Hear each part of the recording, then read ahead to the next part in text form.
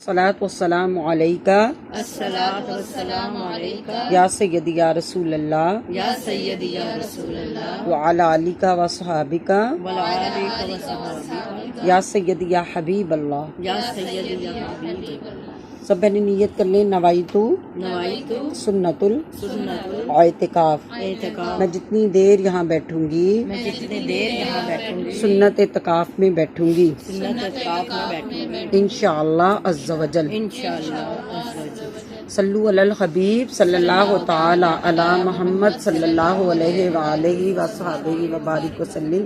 توبوا الی اللہ، استغفر اللہ، توبوا الی اللہ، استغفر اللہ، توبوا الی اللہ، استغفر اللہ۔ صلو علی الحبیب صلی اللہ تعالی علی محمد صلی اللہ علیہ وآلہ وصحبہ وبارک وسلم۔ جی بھائی بہنوں، آج انشاءاللہ عز و جل میں آپ کو سورہ النساء پارہ نمبر 5 آیت نمبر 31 کا ترجمہ، تجوید اور تفسیر آپ کو بتاؤں گی، اور اللہ عز و جل سے دعا کروں گی یا اللہ عز و جل پچھلے ہمارے گناہ معاف کر دے، آئندہ زندگی ہمیں قرآن پاک صحیح پڑھنے کی توفیق عطا فرما، آمین یا رب العالمین۔ ہم بنی اس آیت کو میرے ساتھ پڑھ لیجئے گا، میں آپ کو تجوید کے ساتھ پڑھا رہی ہوں۔ اعوذ باللہ من الشیطان الرجیم، اعوذ باللہ من الشیطان الرجیم، بسم اللہ الرحمن الرحیم۔ بسم اللہ الرحمن الرحیم۔ ان تجتنبوا ان تجتنبوا کبائر کبائر ما تنہون ما تنہون عنہ عنہ نکفر نکفر عنکم عنکم سیئاتکم سیئاتکم وندخلکم مدخلا وندخلکم مدخلا کریما۔ کریما۔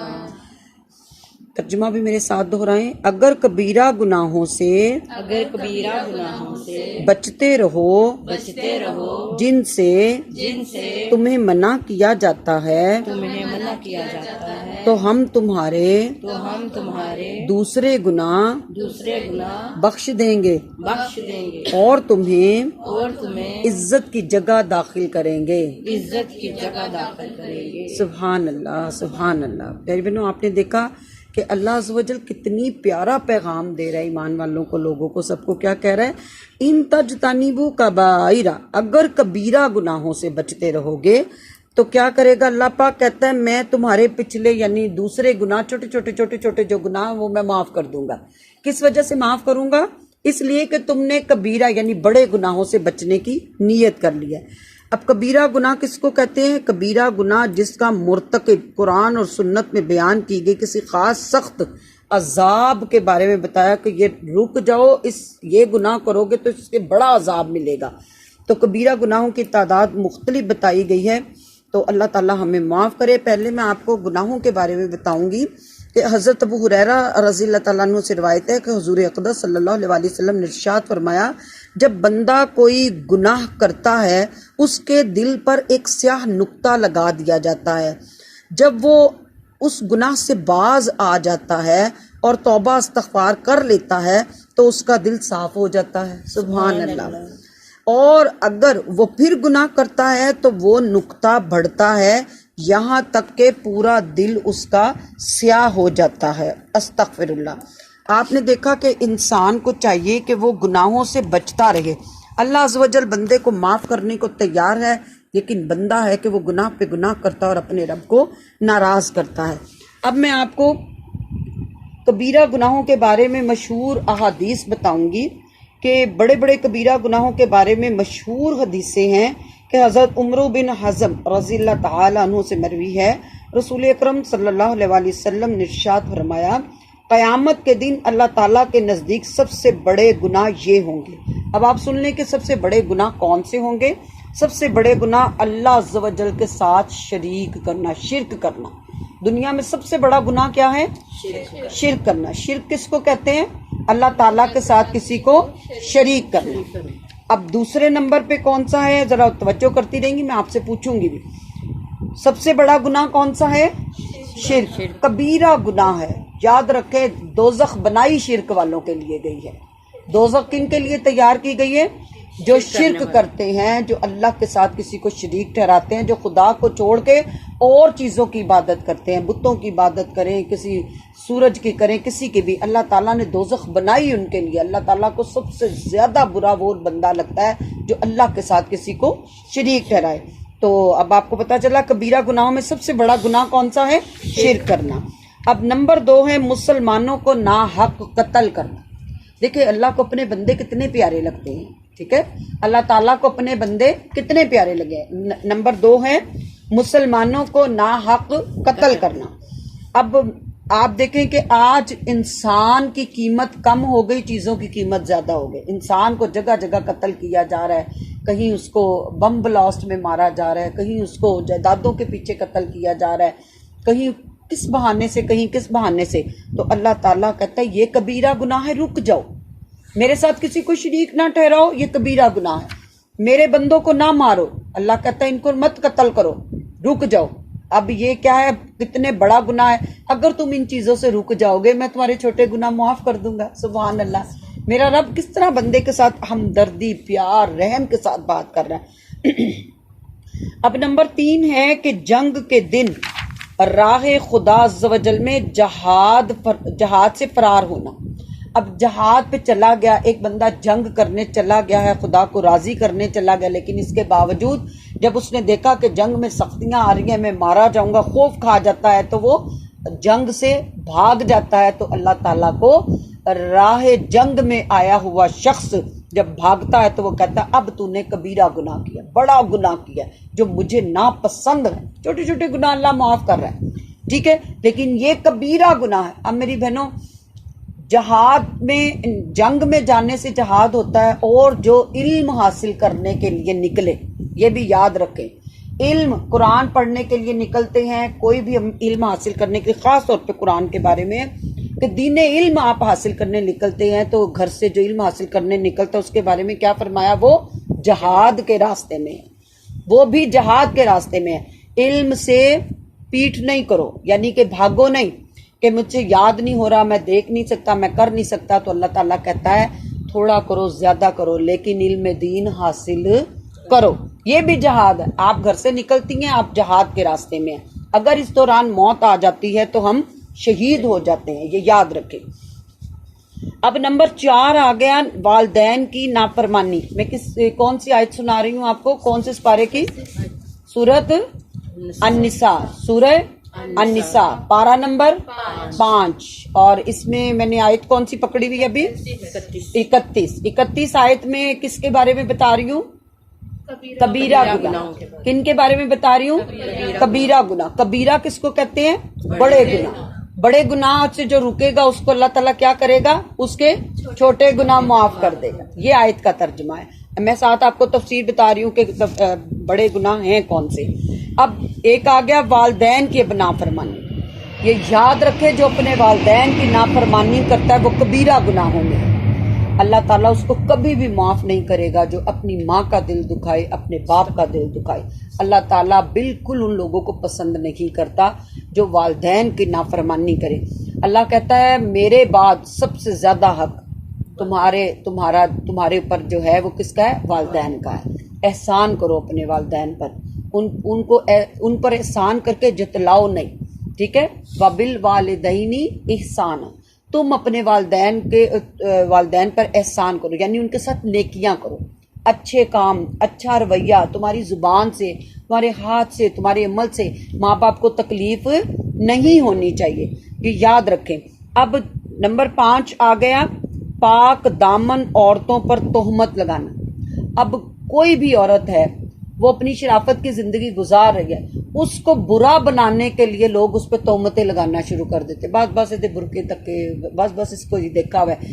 اب استغفر اللہ، کسی بھی نیک بندے پہ، کسی بھی نیک عورت پہ آپ لوگوں نے تہمت لگائی، اللہ تعالیٰ کا ناراض ہوتا ہے کہ ایک بندہ قرآن پڑھنے جا رہا ہے، ایک بندے نے پردہ کیا ہوا ہے، اس نے خدا کی رضا کے لیے پردہ کیا، قرآن اٹھایا، نیکی کی دعوت دے رہا ہے، وہ اپنی مجبوریوں سے وہ گھر سے نکل رہی ہے، تمہیں کیا پتہ ہے کہ وہ کہاں جا رہی ہے اور کس مجبوری سے جا رہی ہے۔ تو مرد حضرات، عورتیں، کئی نندے، ساس، بہت سارے رشتے ایسے ہیں جو آپ کو برداشت نہیں کر رہے ہوتے ہیں، تو وہ ایک دم فوری طور پہ الزام لگا دیتے ہیں۔ تو اللہ تعالیٰ کہتا ہے پاک دامن عورت پر تہمت لگانا کبیرہ گناہ ہے۔ کیا ہے؟ کبیرہ گناہ۔ نمبر 6، جادو سیکھنا۔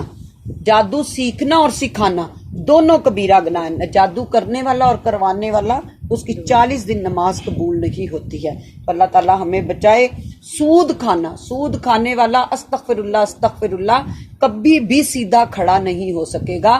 اللہ تعالیٰ کہتا ہے بروز قیامت جو گھٹنوں کے بل اپنے آپ کو گھسیٹتے ہوئے آ رہے ہوں گے، سمجھ لینا وہ سود کھانے والا دنیا سے آیا۔ تو بس استغفار۔ اب نمبر 8 ہے یتیم کا مال کھانے والا، یتیم کو دھوکہ دے کر اس کا مال کھانے والا۔ یتیم اگر یتیم ہو چکا ہے اور وہ نابالغ ہے تو اس کا مال تمہارے سپرد اللہ تعالیٰ نے کیا ہے، تو تم اس کے مال کو صحیح طور پہ استعمال کرو، اس کے اوپر جو لگ رہا ہے اس پہ استعمال کرو۔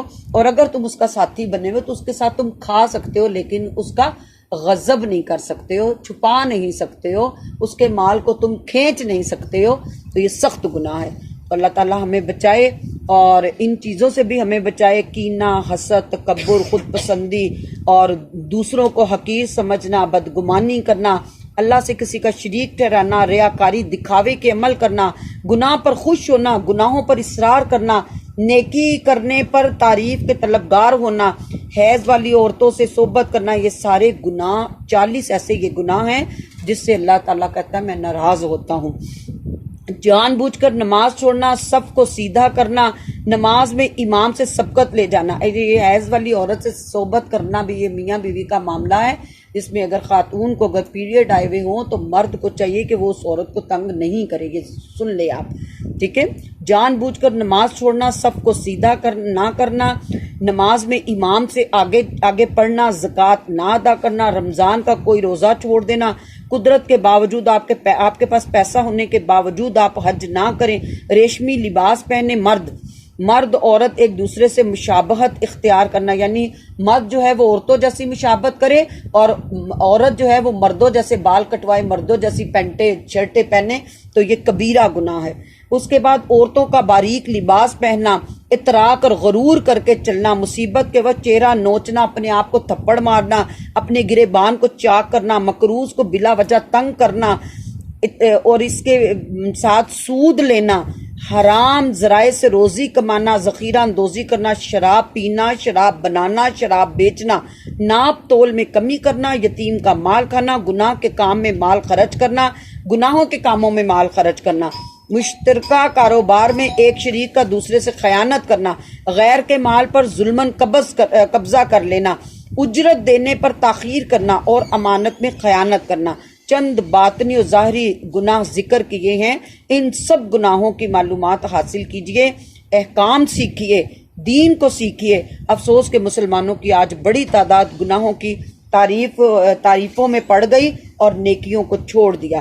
نکفر عنکم سیئاتکم، ہم تم سے دوسرے گناہ مٹا دیں گے۔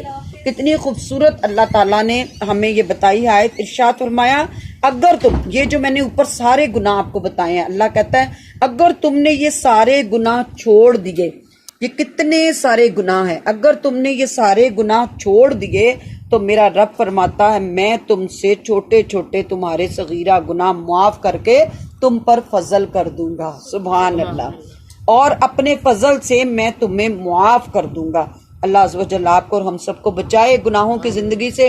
اور پھر کتنی خوبصورت ورڈنگ اللہ پاک نے کی ہے کہ تمہیں عزت کی جگہ یعنی جنت میں داخل کر دوں گا، سبحان اللہ، بولیں سبحان اللہ۔ سبحان اللہ۔ یاد رہے یہ معاملہ اللہ عز و جل کی مشیت اور مرضی پر ہے۔ یہ بیان صغیرہ گناہوں کے متعلق تھا، کبیرہ گناہ توبہ کرنے سے معاف ہوتے ہیں، البتہ حج مقبول پر بھی یہ بشارت ہے۔ اس کی مزید تحقیق آپ فتاوی رضویہ میں دیکھ سکتے ہیں۔ اور یاد رکھیں اللہ تعالیٰ جس کو چاہے جس طرح چاہے معاف کر دے گا، لیکن یہ یاد رکھیں کہ کبیرہ گناہ جو کر چکا ہو وہ اللہ سے معافی مانگے، تب ہی معافی ملے گی۔ ماں باپ کی نافرمانی کی ہے ماں سے معافی مانگو، شرک کر چکے ہو خدا سے توبہ کرو اور دوبارہ شرک نہ کرنے کا عہد کرو، اور اللہ سے معافی مانگو کہ یا اللہ آج تک ہم سے جتنے گناہ ہو گئے ہمیں معاف کر دے، آئندہ زندگی ہمیں نیکیوں پہ استقامت اور صحیح دین کے راستے پہ چلنے کی توفیق عطا فرما۔ اللہ تعالیٰ آپ کو اور ہم سب کو قبول فرما لے اور ہم سے جتنے گناہ ہو گئے معاف کر دے۔ یہ آج ہم نے آپ کو سورہ نساء پارہ نمبر 5 اور اس کی آیت نمبر 31 کا میں نے آپ کو ترجمہ، تجوید اور تفسیر کروائی۔ میں خدا سے دعا کروں گی کہ ہمیں اللہ تعالیٰ کبیرہ اور صغیرہ ہر قسم کے گناہوں سے نفرت اور نیکیوں سے محبت کرنے کی توفیق عطا فرمائے۔ المدینہ اسلامک سینٹر المدینہ کارواں آپ کے ساتھ ہیں۔ انشاءاللہ عز و جل ہمارے قافلے مکہ مدینہ جاتے ہیں۔ میری دعا ہے اللہ پاک آپ کو اور ہم سب کو مکہ مدینہ کی زیارت نصیب فرمائے اور جلد دکھائے۔ ہم کربلا بھی لے کے جاتے ہیں، اور المدینہ اسلامک سینٹر کے چینل کو بھی سبسکرائب کریں، یوٹیوب چینل کو دیکھتے رہیں۔ اگلی آیات آپ کے پاس آئیں گی، اور دعا کریں کہ آئندہ آنے والی آیات بھی ہم اسی طرح سمجھ کے پڑھ لیں، سیکھ لیں اور دوسروں کو بھی سکھا دیں۔ وآخر دعوانا ان الحمد للہ رب العالمین۔ السلام علیکم ورحمۃ اللہ۔